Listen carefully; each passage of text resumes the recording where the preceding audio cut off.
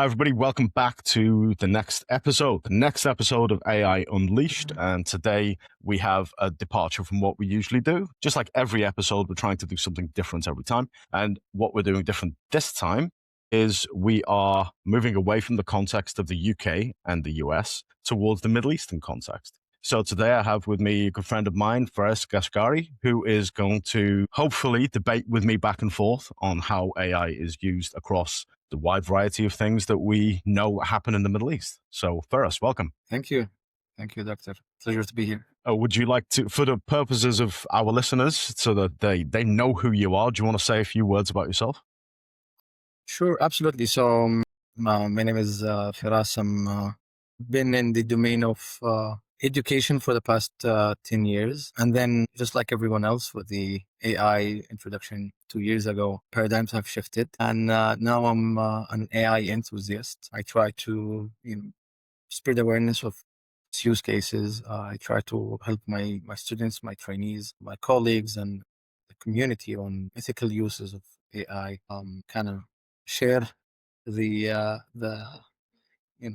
worries and dangers of what it might lead to if not used properly, and trying to support the message and can spread awareness of how can we all use it ethically and to avoid that doomsday prediction that everyone is warning about. That's very good. Thank you for that. And in your introduction, we have a number of potential avenues that we could discuss. Now, when we last met face to face, one of the things that was being reported at that time in the news was that several countries in the Middle East, so UAE and the Kingdom of Saudi Arabia, had been exploring the idea of giving full GPT licenses to all of the population. They had also been looking at putting in data centers in region to make sure that their data is secure and held securely. So let's have a little bit of chat around how is AI being used, generally speaking, in the Middle East, and what kinds of things are we seeing that are investments or innovations that are happening where you are? I think that's a great question. Oh, just for the record,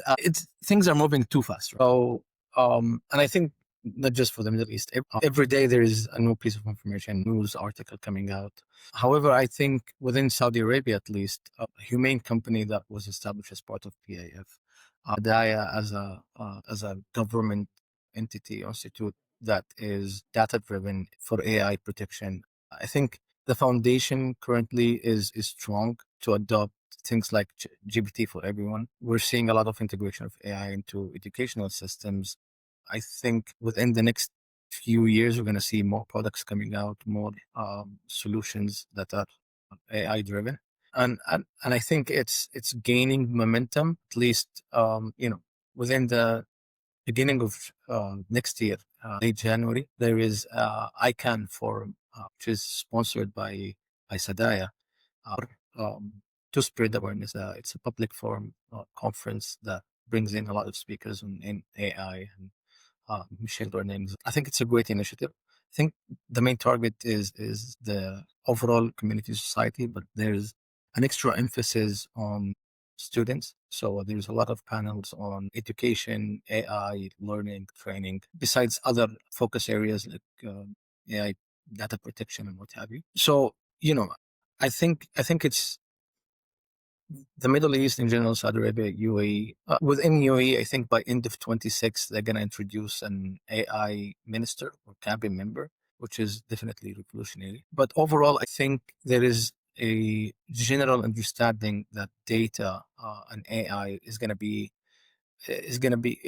have a lot of power in terms of international relations. The more data you have within the next few years, the more power you have, which is quite a shift from fossil fuel, for example, being the main driver of the countries of GCC in specific wealth and revenue and influence. Overall, not to get too much into politics, but I think that paradigm is shifting in terms of economic value and global influence. That's an interesting point because with the Middle East, it's the region itself is quite oil rich, so it gives a certain amount of global influence. And what we're talking about in the AI space, of course, is dominated by either the US or China in terms of model development and infrastructure. So how is that being perceived by the population?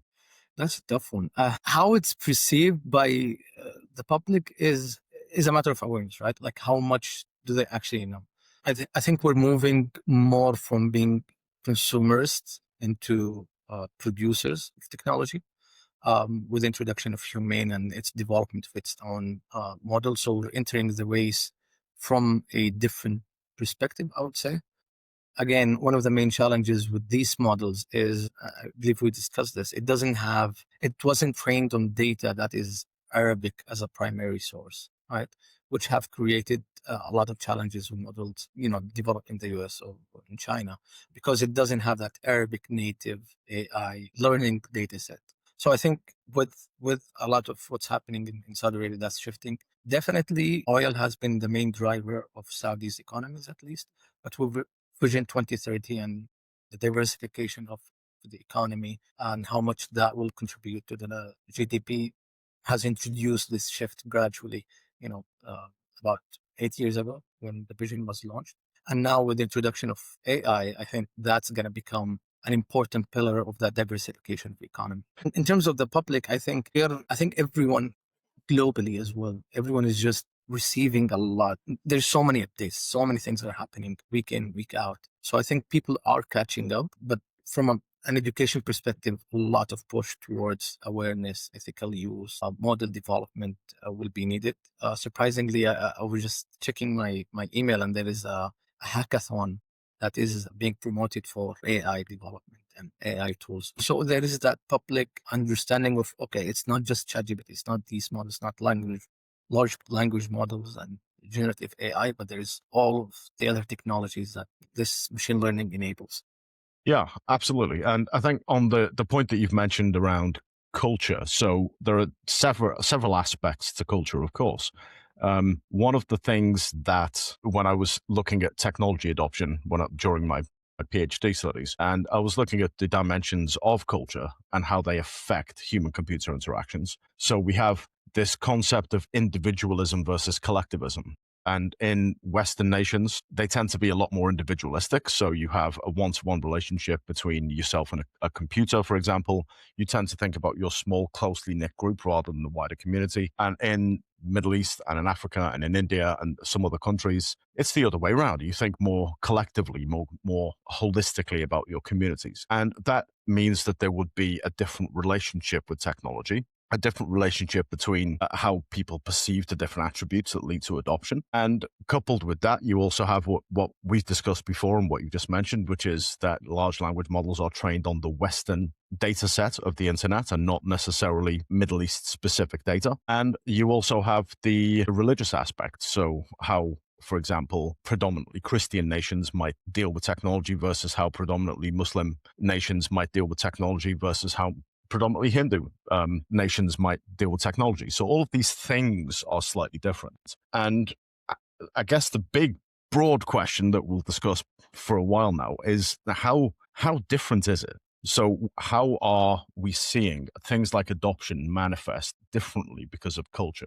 That's a really good question. I think when I think of the Western culture and Western sect, and this might be a small history lesson, but or discussion, but majority of the Renaissance, right, the Industrial Revolution and the Age of Enlightenment within Western thought and philosophy has been a reaction to Christianity.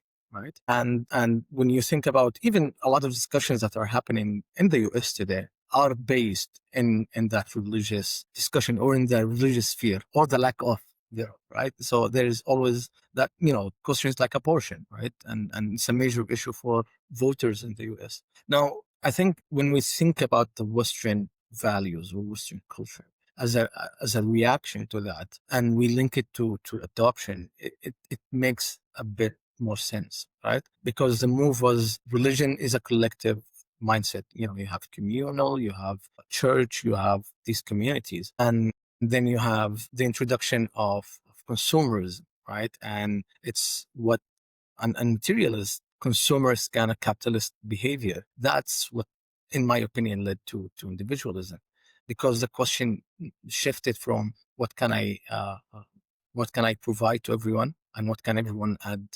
to me, to what can I gain, what can I make, what can I buy, and how do I spend that wealth, right? And that's why we ended up with these individualistic silos rather than the collective. Because even when you go back to hunters gatherers, right, humans were always meant to live in communities and help and support each other. And interestingly enough, when unfortunate things happen, just like California fires that took place a while back, people came together, right? It wasn't anymore about me, what did I lose and what did I gain, but rather us as a community or a society. We were affected by this tragedy, and now everybody's coming together. So I think we're seeing more shifts in that understanding of community versus individualism. But going back to tech adoption, I think we really got to be careful about how we think about. I'd like to hear from you, actually, like in your PhD study, what did you find? I'd like to know. So, fairly broadly, there are some aspects of adoption that are fairly universal. So when we look at the formation of intention of behavior, we have attributes around technology. So is it useful? Is it easy to use? We have attributes around the context. So is there social influence that says I should be using this technology? Does the physical infrastructure allow me to use this technology without inhibition or prohibition or barriers? And then you have the consumer angles. So is it worth my time to do this? Is it worth the money or the effort that I put into something? Is it part of my habits? Is it fun to do? So you've got the consumer aspects, you've got the contextual aspects, and you've got the technology aspects. All of these things to some degree play a part, but they play their part slightly differently depending on the culture. So when we have a culture that prioritizes things like social influence, that of course is going to be slightly more influential than in a culture where you have predominantly individualistic tendencies or people are making up their own minds about things. And one of the things, actually moving away from the PhD for a second, one of the things that my father said, my father's 87, I think, at the moment, and he said this to me maybe 10, 15 years ago, something like that. And he was saying that in hot countries, the pace of life is different. The attitudes towards things are different because you want food, you go out and you pick it off the tree all year round. It's fine. There's always something there. In cold climates, you need to think carefully about how do we preserve the thing that we have now so we can use it later. So you have the salting of meat, you have the making of jams and, preserving fruit and things like that. And all of these things lead towards an individualistic behavior because what you're doing is saying, here are my resources. I'm going to preserve these for later and they are mine. Hot countries don't do that. Hot countries, pretty much everybody has whatever's growing on the trees, whatever's running around in the outside all year round. Because you don't have to preserve things, pretty much you can just think of the moments and think of the community. And I'm not saying he's right, I'm not saying he's wrong, but I think there's some truth to what he's saying, right? I think, from an Islamic ethical perspective, right? And I think, it's very spot on, if I say so myself, being a Muslim, because it views humanity as trustees, right? Or in Arabic, khulafa, right? Which means we're trustees delegated by God to manage and improve life on earth. And that, I think what triggered that was you using the word useful. So being useful on earth requires us to preserve, there's this divine principles. And to me, it provides a framework for guiding modern technology uses. Humans are tasked with improving life on earth based on revelation, based on godly divine guidance, using intellect and free will. So there is this concept called maqasid al-sharia, or the foundational principles of sharia, of deen, of Islam, which is the preservation of money, wealth, property, preservation of deen, which is religion, faith, preservation of nafs, which is life, health, and well-being, and then preservation of aql, intellect and reason.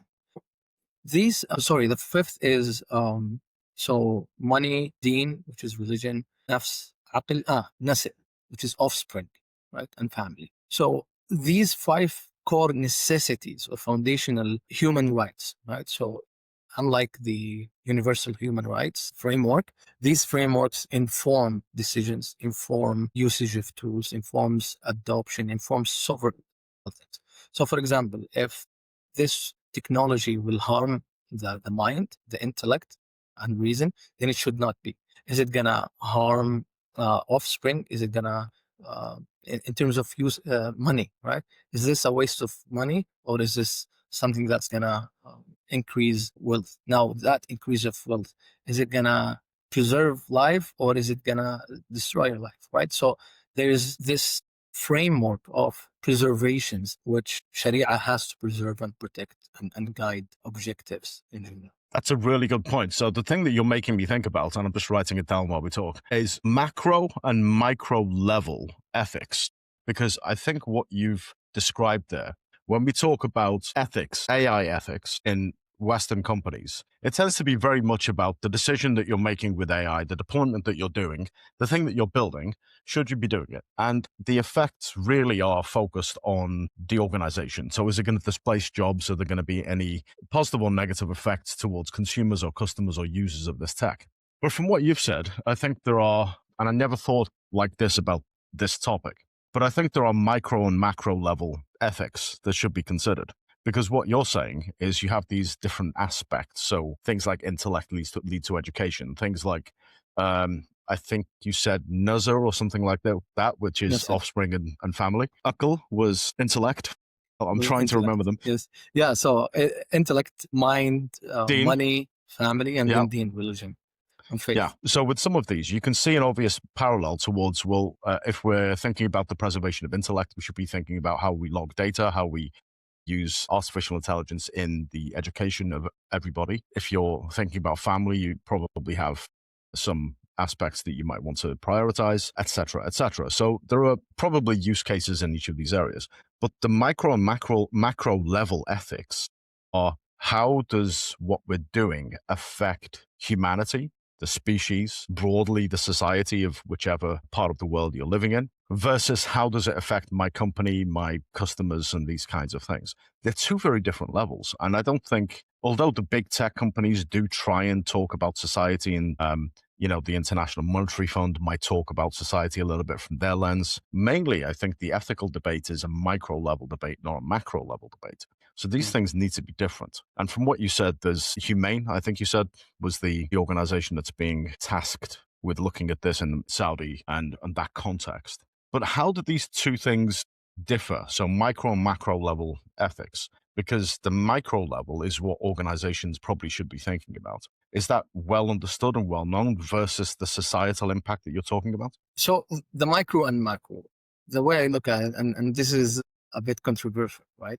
Because when I think about ethics, I'm usually, when Islam talks about ethics, it usually takes into consideration humankind, right?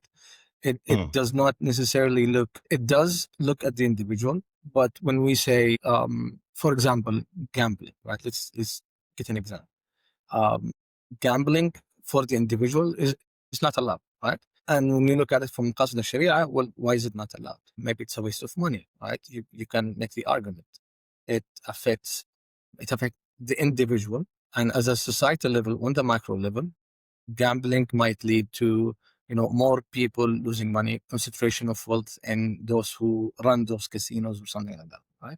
So it does take into consideration Islamic ethics and values, do takes into consideration the individual harm or benefit that the individual will gain and its effect on society. You're saying companies are focusing on the micro, on the individual level, right? They're not thinking of the societal as a total. Am I right in assuming that? That's what you're saying, right? Yeah. So again, I think what's driving this is monetary value, right? What's driving this for companies? It's a business. By the end of the day, they want to make more money.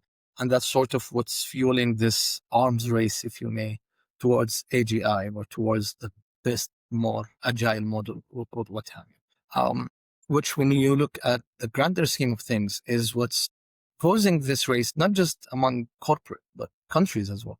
The US versus China, other countries entering the race, right? Everybody's trying to get to that AGI. And simply because there is, humans have, generally more value on self-preservation, right?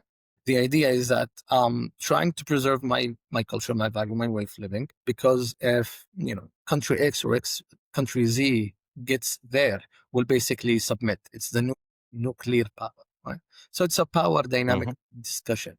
I don't think anyone is currently worried at the macro level how it's going to affect the individual, but everybody is thinking about getting there first. Getting there first kind of negate that, okay, well, do I want to think about ethics? Do I want to think about morality rather than making that extra, getting that extra fund, getting that extra investment to fuel my next project to get to AGI, which frankly leads to let's get more users, right? More users, more data, more power, better AI, which is a problem. I think it's a real danger when we think about it from that perspective. If we don't have guardrails, if we're not, all of humans are actually coming together, thinking about how we proceed. So we all agree that it shouldn't be wealth and power. Those shouldn't be the incentives for companies to drive the next innovation or the next system. And therefore, we're going to be puzzled by the question: well, what framework? What should we implement? Because going back to what you were saying, we have so many different cultures, so many different values, so many different frameworks or epistemological understandings of our worldview. And that is why I'm proposing, or many other scholars have, there's so many research on this, on how Islam as a doctrine, as a value system, as a framework can definitely guide the ethical discussion on AI usage from a macro and from a micro perspective. Because if we're keeping these 5 preservations in mind, then that should, it's sort of like, it helps as an umbrella to guide the development of AI tools ethically. So it wouldn't settle world view debates, right? It's probably, AI probably speeds up how we argue about it. And when we have things that can be generated, credibility shifts. And when that happens, to me, it's interesting because with or without AI, we need one primary source as humans, right? Overall, for all of mankind, we need a source of truth. In a very fragmented world, that becomes even more difficult. Hopefully, AI can bring it all together somehow. But again, AI is many sources blended, right? Well, while revelation is a reference point, it's a singular point of truth that we can all discuss and develop based on. So I've got two views on this. So the first view is that probably with a lot of what you've said, data is open to interpretation, providing that it is qualitative in nature. So if we have hard numbers, we say this is 3.1. Why? We know it's 3.1. Lots and lots of evidence that says that. It's not really open for debate. So it doesn't matter which culture we are in. It doesn't matter which part of the world we are in. As long as we understand mathematics, we're going to say this is 3.1. And I'm just making an example of 3.1. When you have interpretation, nuance, text, and this is true with religious texts, and it's also true with non-religious texts, and true with fiction, and it's true with any transcripts that have been made from any government, where we say that words were written, words were said, and there is interpretation of those words. And this is probably the biggest cause of conflict across the planet between human beings throughout the history of humankind, where one person thinks the text says this and the other person thinks the text says that, and they argue and they disagree. So to some degree, I think we need nuance in that debate where we say humans need a single source of the truth. Humans also need a common ground for interpretation of what that single source is. And that common ground is rooted in culture and language and all of these other things that we've discussed. As we add AI to that, we start to get an escalation, an acceleration of what the different interpretations could be of a single piece of data. So do you think that's going to be problematic for humankind as we move into the agentic age? Or do you think it's going to be something that we can leverage to bring everybody together into some kind of shared understanding? So interpretation is language, right? Religion is language. Yeah. Everything is language, right? And I think this is the revolution of large language models. The fact that it does pattern completion, it can maybe narrate a chain of scholarship, right? It can do these things. And through language is when we understand. And you're right to bring up interpretation, right?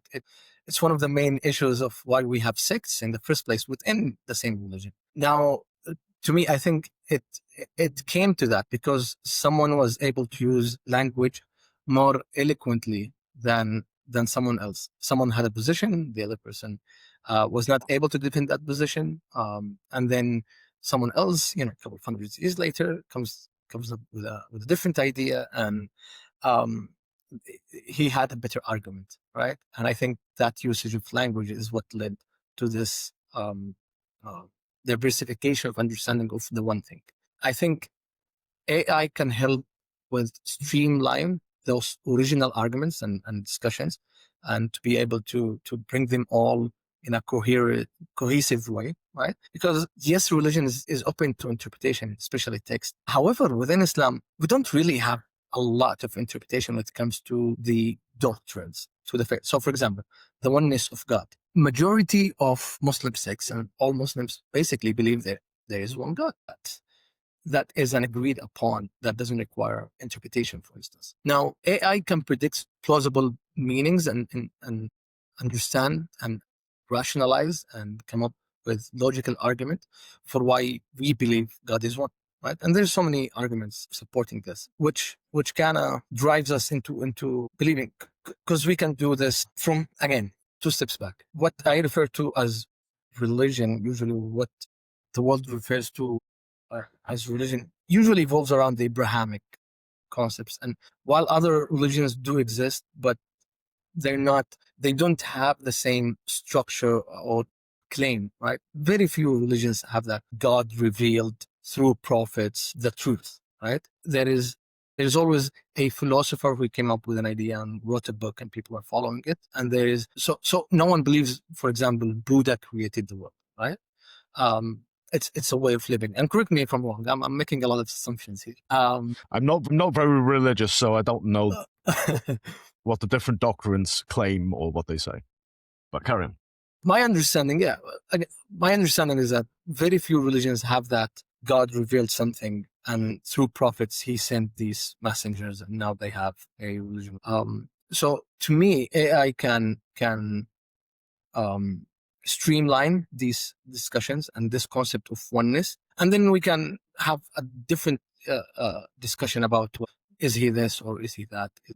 Does he look like that, or does he have these qualities? And we can discuss that oneness. I think interpretation within religion is an accountable meaning. AI can predict plausible meanings, but it doesn't help us much with accountability. Now, I think I kind of went off topic here, but when we talk about how credibility supports a belief, this is what you are asking, right?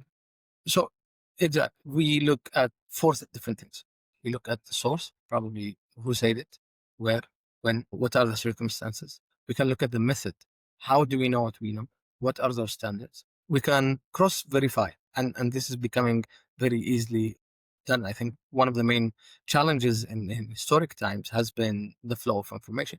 How easy it is to know. It was very elite driven, and only rich people, everyone else didn't have that access to education. And then moral accountability. So who answered this and how do they answer it? So when everything can be generated, credibility can shift from the traditional eloquence, better argument, to provenance, right? This is the main, I think, challenge or discussion that should be taken. So if we evolve that idea a little bit, we're talking about the fundamentals of religion here. So if we evolve that idea just ever so slightly, I've seen some reports, some articles where you have different people who are ascribing the traits of a deity onto the AI that they are using. So they're treating AI like the new religion, like the new God. And that might mean they're believing what's said. They're not necessarily checking sources. It may be they're confiding their deepest, darkest secrets into an application which is powered by AI.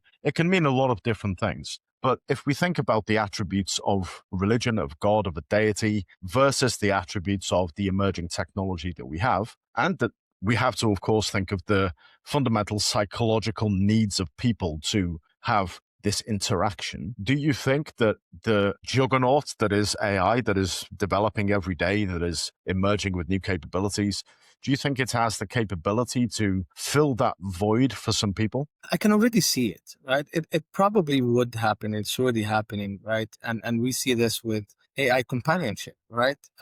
Where people are turning into AI to become their companions. And on that topic, actually, on companionship within Maqasid al-Sharia, right? That wouldn't be recommended. That wouldn't be, because it breaks one of those things that it's supposed to trust. So when we talk about adoption and whether it should be, so for example, should we have AI companions? I think that's the question. If it didn't generate revenue, um, would those companies keep making those chatbots? It is harming the individual for the account of the company, for them to basically make more money. And I think within 2026, I was reading the article the other day that the more move is going to happen from companies to how can I make more money? So it moves from academic discussions into the economical landscape, and more companies are basically going to try to make a fortune on that. Is it protecting intellect, for example? If I'm doing companion AI is aggregates things, right, from already existing data. Wouldn't that, treating it as a deity would basically have several distorted things coming from pulling things from here and there. So what's the question? Are they asking AI to become their deity, or like? So the question is, all of the things you've discussed, we have AI companionship, of course. There is nuance to that. So it's not, if you're asking for simple questions that basically a therapist could answer, and there is so much data out there on therapy that the AI entity is answering as if it was a qualified therapist. It's probably on par with a human being. There's nothing new happening. You're just asking the same kinds of questions. As you start to move through the ranks of, therapist and companion and boyfriend and girlfriend and spouse and psychologist and psychiatrist, you start to get to various levels of companionship, various levels of confidant, and various levels of leader, spiritual leader, guide, whatever, terminology we want to use. And my question is, do you think that the technology ever might have the capability to rival what people get from their religions? That's very powerful. Look, I think it's hard to predict humanity at this point. Honestly, what would they do and what they wouldn't? I think it would be able to scale ethics, right? It wouldn't choose it for you, right? Because humans will have values, right? They'll have a perspective on justice, right? They'll maybe, I don't know, that's a tough one. I think people will still do it without even AI being aware of it, right? Unless it creates a cult-like, revelation, or maybe it would become more probable if we have AGI, right? Because usually when one of the attributes of God is omnipresence, the three omnis, right? I don't really know it in English, but all-knowing, all-powerful, all-wise, right? These attributes. If AGI has that, and you can have a direct materialistic connection with that deity, then yeah, I can see people doing that. Because again, we probably seek guidance, right? And if we're faced with an issue, we typically pray to God and say, hey, can you please help me, guide me? And then you feel more comfortable towards one choice or the other. In this case, things will be obsolete, right? Because if a AGI generated answers tells you to do one, right, over two, you're more than likely to go with one. And that connection, that relationship that these people will have with this all-wise, all-knowing, super intelligence would be interesting. But it negates value, right? It wouldn't have, you're still doing the same thing, I think, right? Even if they do it from interacting with an AGI tool or bot, you're basically doing the same thing. You're asking a smarter being what to do. And the question I'll propose at this point would be, shouldn't you ask the one, okay, assuming that this is all intelligent and all smart and all wise, what would you do? What would happen if you don't listen to it? Because the question now has become consequences, right? And things could go wrong for several reasons. So for example, AI would be able to aggregate wisdom or a recommendation on which job to take or whom to marry, right? Something like that.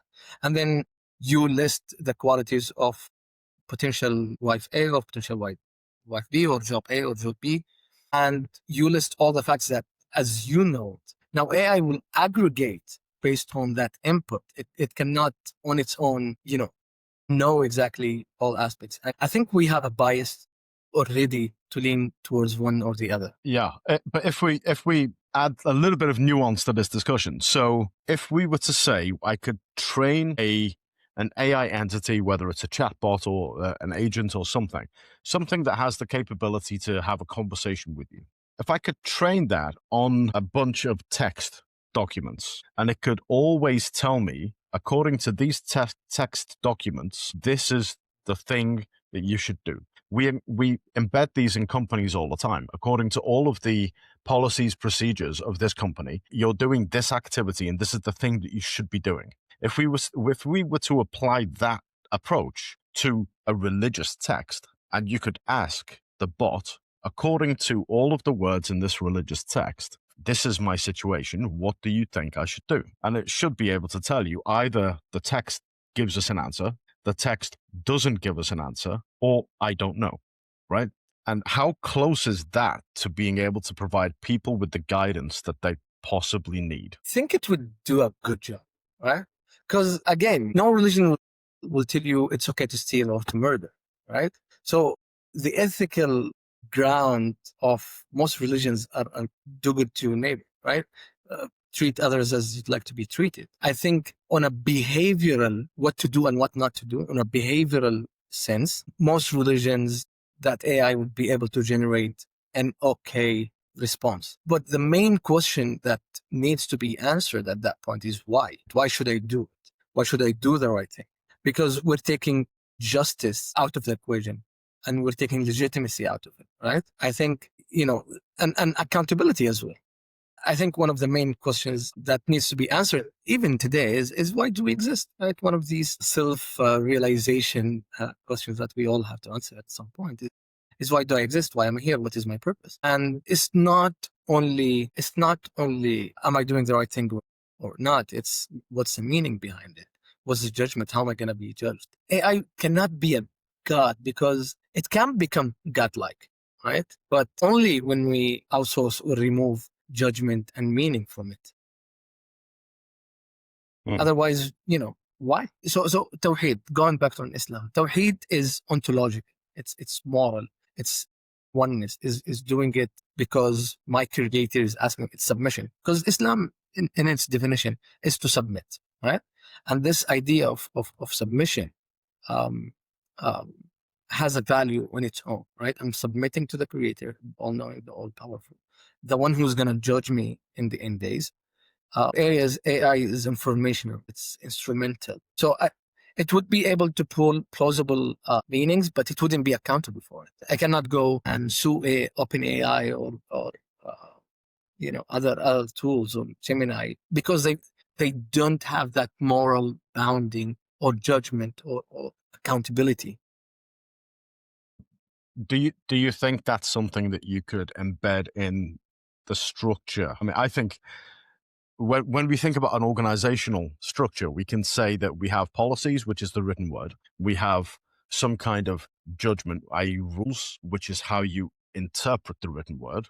And then you have output. And all of these things are possible. And I'm drawing the parallel between how we build organizational systems and how we might build any other system for any other purpose. What's your view, generally speaking, of the future of AI when it comes to society, humanity, our populations, the way we live? Do you think it's positive, negative, utopian, dystopian? I think it's an interesting question, right? Going to the halal haram thing. I think it's a tool, right? So are you using it to harm people? Are you then it's probably going to be harm. Are you using it to benefit others and you're preserving the maqasid, the 5 purposes or Islamic Sharia's objectives? Then it's halal, right? It's just a tool. Would it be utopian? I want to say yes. I really do. But it's very difficult to be optimistic when we know for a fact that the development of AI now is driven by it's motivated, it's fueled by greed and power. And throughout history, we've never had a development caused by greed and power hungry that resulted in a perfect world. Now, what I'm optimistic about, and I think we've discussed this before, I think AI will realize, super intelligence at some point will realize, and I'm being biased here, that Islam is the revelation of Allah, that the Quran is indeed has no logical. I think one of the interesting things that I saw the other day is AI being asked several tools who's the most influential human ever lived on Earth. And 4, I think, out of the tools, said Muhammad, peace be upon him, the Prophet of Islam, in terms of scale, in terms of the religion, in terms of the doctrine, right? So I think at some point AGI will realize that, okay, actually for humans to live a better life and for humans to prosper, for humanity to be the true khulafa, the true trustees on this earth, and to build it, they have to be Muslims, right? It just comes down to a point where I think it will realize it.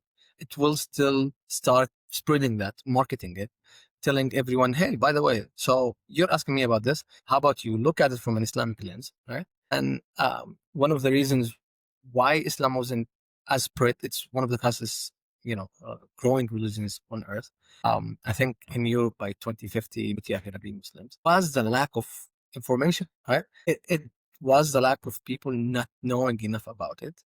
Not having read the Quran, not having understood Qasid al-Sharia. I think it's that barrier to knowledge and information about Islam that created all the biases, all the misunderstandings, all the ability of others to interpret it the way they think versus what it actually says. And eventually we'll have a world full of Muslims who basically, follow and protect each other and have an ethical framework on how to deal with each other, not to steal, not to harm others, not to steal people's data, for instance, and will be able to better survey that.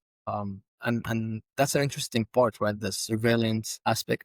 Islam has 3 main. So anyone can be a Muslim once they submit and they do the 5 pillars of Islam. You say that there is no God but God, and Muhammad is a prophet of God, and then you pray, you fast, you do zakah.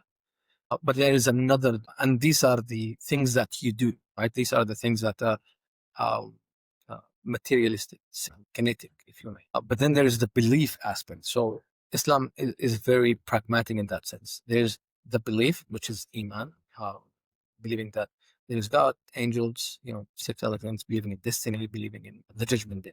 And then there is the ultimate level of Islam, which is ihsan, right? Ihsan is worshipping God and obeying his command as if you can see him, right? And know that if you don't see him, if you cannot see him, he sees you all the time. So it creates that it aims to create that self-regulatory, self-deterrence from doing haram, right? And doing the halal thing. And when you're tempted to do the wrong thing, just remember that you're being watched.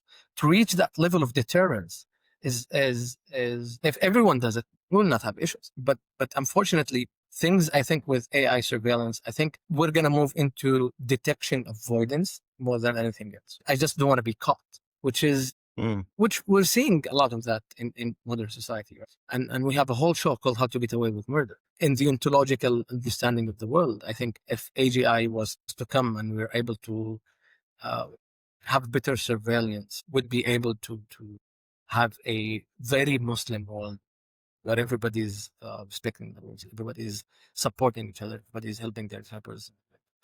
I think in that sense, it's going to be I think there are, considering that we're talking about technologies that are arising predominantly from the US and China, it's an interesting proposition that ultimately these technologies might lead to the spread of Islam. I don't know, but stay tuned and find out. On that bombshell, I'm going to thank you very much for having this hour's discussion with me. It's been very interesting to cover the breadth of things that we have. So for us, thank you so much. Thank you so much.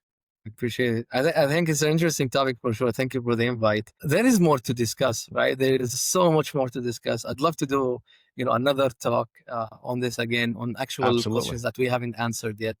And we'll see where it goes. Yeah, let's get some more time in the diary and do it. So if you're watching this on YouTube, don't forget to like and subscribe. If you're watching this on Spotify, don't forget to follow. You can find us both on LinkedIn, Instagram. I think I'm on Instagram. I don't know if you are. But follow us on all of our social channels. All the details will be in the comments and the captions below when you see these reels. Until next time.